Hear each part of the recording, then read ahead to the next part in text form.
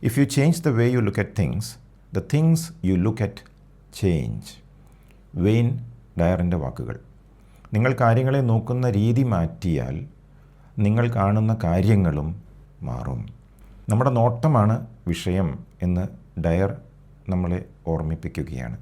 American self help ഓതറും motivational സ്പീക്കറുമായിരുന്ന Wayne ഡയറുടെ വാക്കുകൾ വളരെ ആഴത്തിൽ മനസ്സിലാക്കേണ്ടതാണ്. പലപ്പോഴും നമ്മുടെ ജീവിതമല്ല വിഷയം, നമ്മൾ നമ്മുടെ ജീവിതത്തെ എങ്ങനെ നോക്കിക്കാണുന്നു അതാണ് വിഷയം. ഒരേ സംഭവം തന്നെ നമുക്ക് രണ്ട് രീതിയിൽ നോക്കിക്കാണാൻ വേണമെങ്കിൽ സാധിക്കും. നമ്മൾ മാറുന്ന സമയത്ത് പുറമേയുള്ള വിഷയങ്ങൾ പ്രോബ്ലം അല്ലാതെയായി മാറുന്നു. പുറമേയുള്ള വ്യക്തികളെ നമുക്ക് മാറ്റാൻ സാധ്യമല്ല, പക്ഷേ അവരെ നോക്കിക്കാണുന്ന രീതി മാറിയാൽ അവർക്ക് മാറ്റം വന്നതായിട്ട് നമുക്ക് തോന്നും. മനസ്സിൽ സമാധാനം ലഭിക്കണമെങ്കിൽ we don't have to change anything in the outside world. നമ്മൾ നോക്കുന്ന രീതി മാത്രം മാറിയാൽ മതി.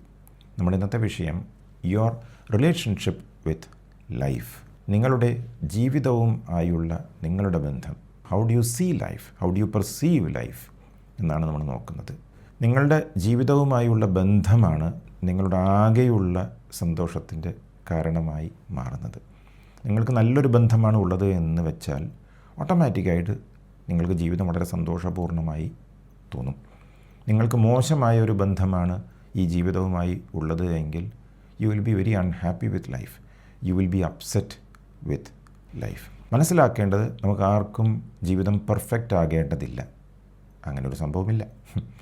അപ്പോൾ പെർഫെക്റ്റ് അല്ലാത്ത ഒരു ജീവിതം പെർഫെക്റ്റ് ആക്കണമെങ്കിൽ we simply have to change our relationship with it.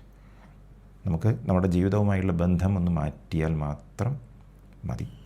The quality of your life is shaped not by what is around you but by the relationship you have with it. നിങ്ങളുടെ ജീവിതത്തിൻ്റെ ഗുണമേന്മയെ നിർണ്ണയിക്കുന്നത് ചുറ്റുമുള്ള കാര്യങ്ങളല്ല, അവയുമായുള്ള നിങ്ങളുടെ ബന്ധമാണ് എന്താണ് ജീവിതമെന്ന് നിർണ്ണയിക്കുന്നത്. അപ്പോൾ നിങ്ങൾക്ക് ഏത് തരത്തിലുള്ള ബന്ധമാണ് നിങ്ങളുടെ ജീവിതവുമായി ഉള്ളത്, ഇത് ഒന്ന് ആലോചിക്കേണ്ട സമയമാണ്. ഒരേ വീട്ടിൽ 2 പേർ താമസിക്കുന്നുണ്ടാവും, ഒരേ സ്ഥാപനത്തിൽ 2 പേർ ജോലി ചെയ്യുന്നുണ്ടാവും, ഒരേ അവസ്ഥയിലൂടെ 2 പേർ കടന്നു പോകുന്നുണ്ടാവും. പക്ഷേ 2 പേരുടെയും അനുഭവം വ്യത്യസ്തമായിരിക്കും. എന്താ കാരണം? അവർ ഈ സംഭവത്തെ നോക്കിക്കാണുന്ന രീതി തന്നെ. The way they perceive changes the meaning and the way they perceive the meaning, അവരുടെ അനുഭവം മാറിക്കൊണ്ടിരിക്കും. നമ്മുടെ ഇന്നത്തെ ഈ ടോപ്പിക്കിൽ നമുക്ക് ചില എലിമെൻറ്റ്സ് കാണണം. എലിമെൻറ്റ്സ് എന്ന് പറഞ്ഞാൽ ഘടകങ്ങൾ. ലൈഫ് എന്ന് പറയുമ്പോൾ ഒറ്റയടിക്ക് നമുക്ക് വിധി എഴുതാൻ പറ്റുന്നൊരു കാര്യമല്ല. നമ്മുടെ ലൈഫിൽ ഉള്ള പ്രധാനപ്പെട്ട എലിമെൻറ്റ്സ്, ഘടകങ്ങൾ നമ്മൾ പരിശോധിക്കണം. നമുക്ക് ആ ഘടകങ്ങളുമായുള്ള ബന്ധം എങ്ങനെയാണെന്ന് നോക്കിയാൽ നമ്മുടെ ഹോളായിട്ടുള്ള ജീവിതത്തിൻ്റെ കാര്യം നമുക്ക് മനസ്സിലാകും.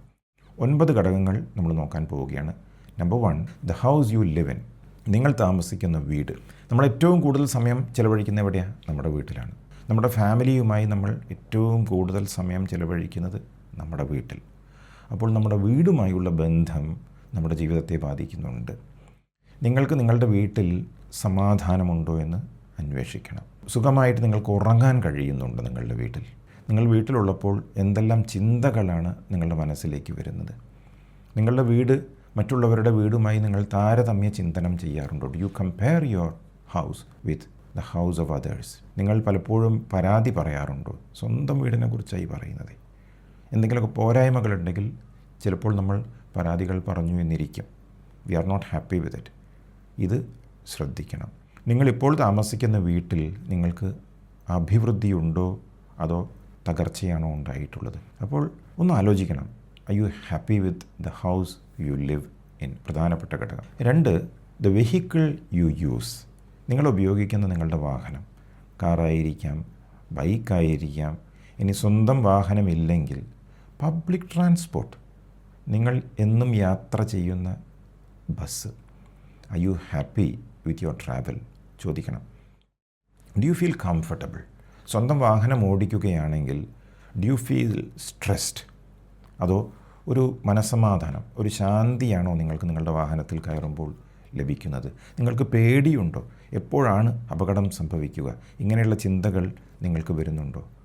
ഇതാണ് നിങ്ങളുടെ വെഹിക്കിളുമായുള്ള ബന്ധം. So when you are on road, what is your mental state? നിങ്ങളുടെ മാനസികാവസ്ഥ റോട്ടിലുള്ളപ്പോൾ എങ്ങനെയാണ്? നിങ്ങളുടെ മൂഡ് എങ്ങനെയാണ്? ഈ കാര്യങ്ങളൊക്കെ ഒന്ന് ഓർത്ത് കഴിഞ്ഞാൽ നിങ്ങൾക്ക് നിങ്ങളുടെ വാഹനവുമായുള്ള ബന്ധം എന്താണ് എന്ന് മനസ്സിലാകും. Number 3, your work or profession. നിങ്ങൾ ചെയ്യുന്ന കർമ്മം, നമ്മൾ ധനം സമ്പാദിക്കുന്ന മേഖല, ആ ജോലിയുമായുള്ള നിങ്ങളുടെ ബന്ധം എന്താണ്? R you happy with the work you do? നിങ്ങൾ പാഷനേറ്റ് ആണോ? അതോ വെറും ഒരു ജോലിയാണോ നിങ്ങളുടെ ജോലി? ചോദിക്കണം. നിങ്ങൾക്കൊരു സെൻസ് ഓഫ് പർപ്പസ് ഉണ്ടോ? എനിക്ക് മഹത്തായൊരു പർപ്പസ് ഉണ്ട് ജീവിതത്തിൽ, അതുമായി ബന്ധമുള്ള കാര്യത്തിലാണ് ഞാൻ ഏർപ്പെട്ടുകൊണ്ടിരിക്കുന്നത് എന്ന തോന്നൽ ഉണ്ടോ എന്ന് അന്വേഷിക്കണം. നിങ്ങൾ ജോലിയിൽ ഏർപ്പെടുമ്പോൾ നിങ്ങൾക്ക് കൂടുതൽ എനർജി ലഭിക്കുന്നുണ്ടോ? അതോ ഉള്ള എനർജിയും ചോർന്നു പോവുകയാണോ ചെയ്യുന്നത്? നിങ്ങൾ പരാതി പറയാറുണ്ടോ നിങ്ങളുടെ ജോലിയെക്കുറിച്ച്, നിങ്ങൾക്ക് ശമ്പളം തരുന്ന ആളെക്കുറിച്ച്? ഓർക്കണം, ഇതെല്ലാമാണ് നിങ്ങളുടെ ജോലിയുമായുള്ള ബന്ധത്തെ നിർണ്ണയിക്കുന്നത്. നോക്കണം, ഏറ്റവും കൂടുതൽ സമയം നമ്മൾ ചിലവഴിക്കുന്നത് വീട് കഴിഞ്ഞാൽ പലപ്പോഴും നമ്മുടെ ജോലിയാണ്. ചിലർക്ക് വീടിനേക്കാൾ കൂടുതൽ സമയം ജോലിയിൽ ഏർപ്പെടേണ്ടതായിട്ട് വരും. So therefore work is very very important. 4-മത്തത് ഫാമിലി മെമ്പേഴ്സ്, നിങ്ങളുടെ കുടുംബത്തിലുള്ളവർ. Do you really love them?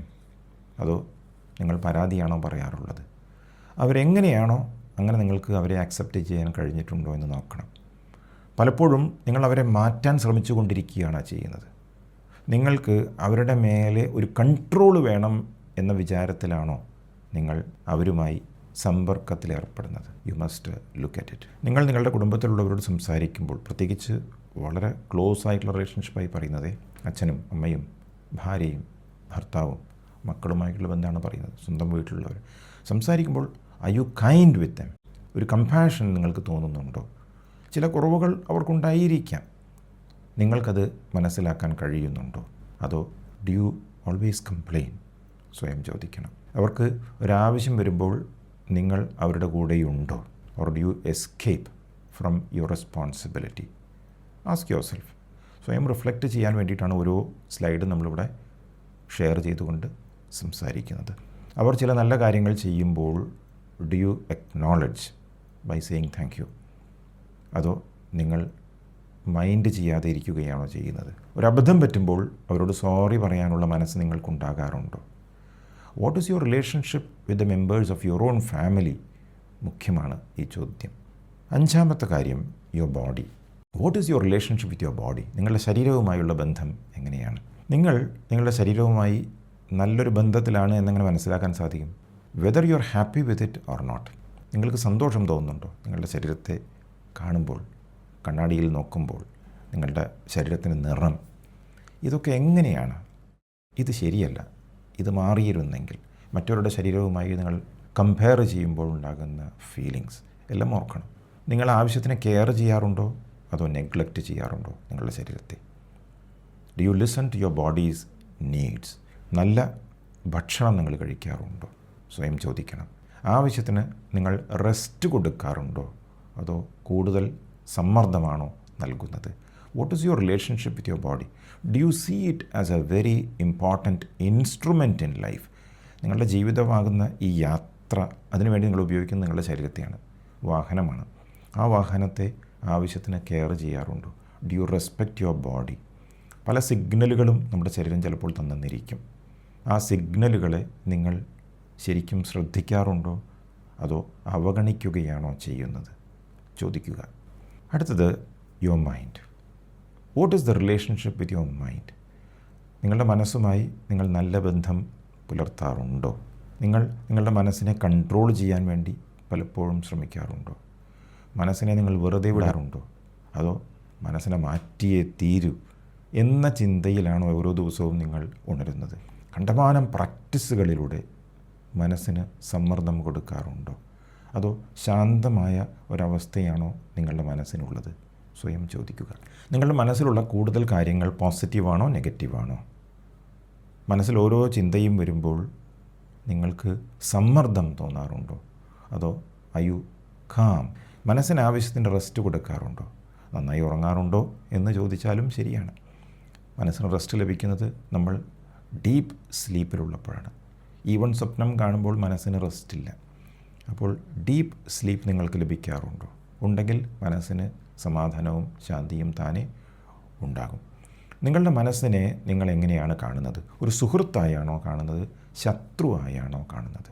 ഇതൊക്കെയാണ് നിങ്ങളുടെ മനസ്സുമായുള്ള ബന്ധത്തെ നിർണ്ണയിക്കുന്നത്. അടുത്തത് യുവർ പാസ്റ്റ്. 7-ാമത്തത്, നിങ്ങളുടെ പഴയകാല ഓർമ്മകൾ പെയിൻഫുള്ളാണോ ഹാപ്പിയാണോ?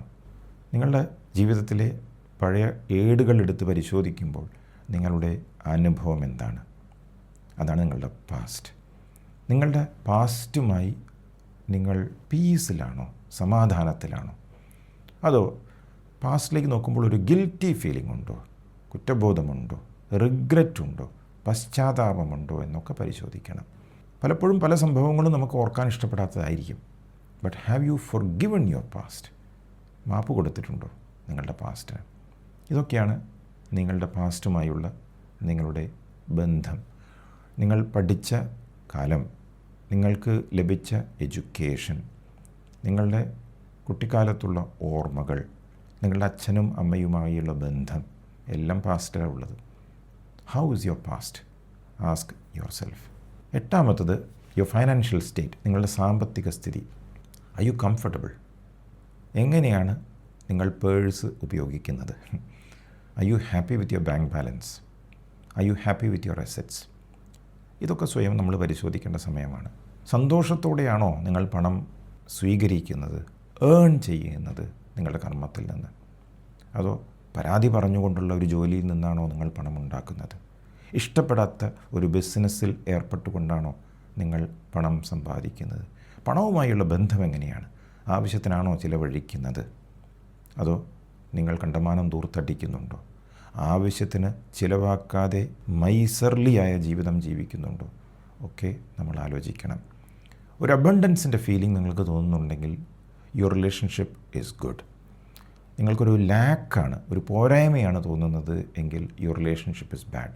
പണമില്ലെങ്കിലും if you can improve your relationship with money, പണം ഓട്ടോമാറ്റിക്കായിട്ട് വർദ്ധിക്കും. പണത്തെക്കുറിച്ച് ആലോചിക്കുമ്പോൾ you must have a feeling of goodness. ആ ഗുഡ്നെസ്സിൻ്റെ ഫീല് വരുന്നുണ്ടോ? ഉണ്ടെങ്കിൽ ബന്ധം നല്ലതാണ്.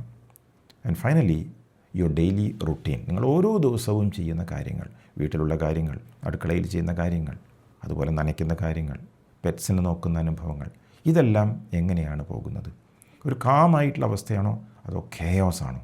ചിലർക്ക് രാവിലെ തൊട്ട് രാത്രി വരെ ഒരു കെയോസ് ആയിട്ടുള്ള ലൈഫാണ്. ഇന്നത്തെ ജീവിതം എങ്ങനെ തീർക്കണം എന്ന തോന്നലുകളാണ്. ഡെയിലി റുട്ടീൻ ഇമ്പോർട്ടൻ്റ് ആണ്. ആവശ്യത്തിന് നമുക്ക് സ്പേസ് വേണം. ഓരോ ദിവസവും നമ്മൾ ഓരോ കാര്യത്തിലും ഏർപ്പെടുമ്പോൾ, ഓരോ ടാസ്കിലേക്കും നിങ്ങൾ പോകുമ്പോൾ ഗ്രേസ്ഫുള്ളി നിങ്ങൾക്ക് ഒഴുകാൻ സാധിക്കുന്നുണ്ടോ? അതോ സ്ട്രെസ്ഫുൾ ആയിട്ടാണോ നിങ്ങൾ കൊണ്ടുപോകുന്നത്? ഇതെല്ലാം ആലോചിക്കണം. അപ്പോൾ 9 കാര്യങ്ങളാണ് പ്രധാനപ്പെട്ട ഘടകങ്ങളായിട്ട് ഇന്നത്തെ ഈ സെഷനിൽ നമ്മൾ കണ്ടത്. ഈ ഓരോ ഘടകത്തിലും നിങ്ങളുടെ അനുഭവം എന്താണ് സ്വയം പരിശോധിക്കണം. ഓരോ എലിമെൻറ്റിലും നിങ്ങൾക്ക് സന്തോഷമാണ് ലഭിക്കുന്നത് എങ്കിൽ ആ ഘടകങ്ങളായിട്ടുള്ള നിങ്ങളുടെ റിലേഷൻഷിപ്പ് നല്ലതാണ്.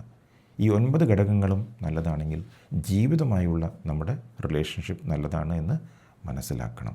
When life isn't how you want it, നിങ്ങൾ ഉദ്ദേശിക്കുന്ന രീതിയിലല്ല നിങ്ങളുടെ ജീവിതം മുന്നോട്ട് പോകുന്നത് എങ്കിൽ ഈ പറഞ്ഞ 9 ഘടകങ്ങളിൽ ഏതെങ്കിലും 1-2 മോശമായ അവസ്ഥയിലാണെങ്കിൽ എന്ത് വേണം? നമ്മൾ ബന്ധം നല്ലതാക്കണം. എങ്ങനെയാണ് ബന്ധം നല്ലതാക്കുക? 4 വഴികൾ. Number 1, if it can be changed, change it. നിങ്ങൾക്ക് മാറ്റാൻ കഴിയുമെങ്കിൽ മാറ്റിക്കോളൂ. ഇനി താമസിക്കേണ്ട. മാറ്റാൻ പറ്റുന്ന കാര്യങ്ങളെക്കുറിച്ച് നമ്മൾ ഹെൽപ്ലെസ്സായി സംസാരിക്കേണ്ട കാര്യമില്ല. നമുക്ക് മാറ്റാമല്ലോ. ആരാണ് തടസ്സം നിൽക്കുന്നത്? നമ്മൾ തന്നെയായിരിക്കാം. എന്താണ് വേണ്ടത്? Take action. ഇന്ന് മുതൽ ചെയ്യാനുള്ള നടപടി എടുക്കുക. അങ്ങനെയാണ് ചേഞ്ച് വരികയുള്ളൂ. ആളുകൾ സഫർ ചെയ്യുന്നത് ചേഞ്ച് ഇമ്പോസിബിൾ ആയതുകൊണ്ടല്ല, ആ ചേഞ്ച് മാറ്റിവെക്കുന്നത് കൊണ്ടാണ്. ഇന്ന് വേണ്ട, നാളെ തുടങ്ങാം എന്ന് പറയുന്നത് കൊണ്ടാണ്. So if something can be changed, change it. ചെയ്തോളൂ. നിങ്ങളുടെ ഒരു ശീലം നിങ്ങളുടെ സമാധാനത്തെ കെടുത്തുന്നുണ്ടെങ്കിൽ ഇന്നു മുതൽ മാറ്റാനുള്ള തീരുമാനമെടുത്തോളൂ. ആ ശീലം ഓട്ടോമാറ്റിക്കായിട്ട് നിങ്ങൾക്ക് സന്തോഷമുണ്ടാകും. വിച്ച് മീൻസ് റിലേഷൻഷിപ്പ് നന്നായി എന്നർത്ഥം. എന്തെങ്കിലുമൊക്കെ എഫേർട്ട് എടുക്കണം, അല്ലാതെ നമുക്ക് ജീവിതത്തിൽ മാറ്റം വരികയില്ല. ഒരു പ്രത്യേക ഡിസിപ്ലിൻ നിങ്ങൾക്ക് ലൈഫിൽ കൊണ്ടുവരാൻ സാധിക്കുമെങ്കിൽ അത് നിങ്ങളുടെ ആരോഗ്യത്തെ പോസിറ്റീവായി മാറ്റുമെങ്കിൽ ആ ചേഞ്ച് ഇന്ന് മുതൽ കൊണ്ടുവന്നോളൂ. Nobody is stopping you. ചില ഭക്ഷണശീലങ്ങൾ നിങ്ങൾക്ക് മാറ്റിയാൽ ജീവിതം മനോഹരമാകും എങ്കിൽ ഇന്ന് തന്നെ മാറ്റിക്കോളൂ. ആ ശീലം ഓട്ടോമാറ്റിക്കായിട്ട് നിങ്ങളുടെ ആരോഗ്യം മെച്ചപ്പെടും. So you will be happy with your health, you will be happy with your life. രണ്ടാമത്തെ കാര്യം, if it can't be changed, ignore it. അപ്പോൾ നിങ്ങൾക്ക് മാറ്റാൻ പറ്റാത്ത കാര്യമാണെന്ന് വിചാരിക്കുക. അപ്പോൾ ഇഗ്നോർ ചെയ്തോളൂ, അതിനെ അവഗണിച്ചോളൂ. ചില കാര്യങ്ങൾ നമുക്ക് എത്ര ശ്രമിച്ചാലും മാറ്റാൻ പറ്റില്ല, ഇതാണ് സത്യം. അങ്ങനെയാണ് നമ്മുടെ ലൈഫ്. നമ്മുടെ ഓരോരുത്തരുടെയും ലൈഫിൽ ചില ഘടകങ്ങളുണ്ട് മാറ്റാൻ കഴിയാത്ത. എന്താ നല്ലത്? Just ignore it. ഇഗ്നോർ എന്ന് പറഞ്ഞാൽ എന്താ? Stop feeding mental attention. കൂടുതൽ സമയം അതിനെക്കുറിച്ച് ചിന്തിക്കാതിരിക്കുക എന്നതാണ് അർത്ഥം. അതാണ് ഇഗ്നോറിങ്. നമ്മുടെ മുന്നിൽ ആ സംഭവം ഉണ്ടായിരിക്കേ, പക്ഷെ നമ്മൾ ചിന്തിച്ചു കൊണ്ടിരുന്നാൽ വലിയ പ്രശ്നമായിരിക്കും. ഇഗ്നോർ എന്ന് പറഞ്ഞാൽ കെയർലെസ്നെസ് അല്ല.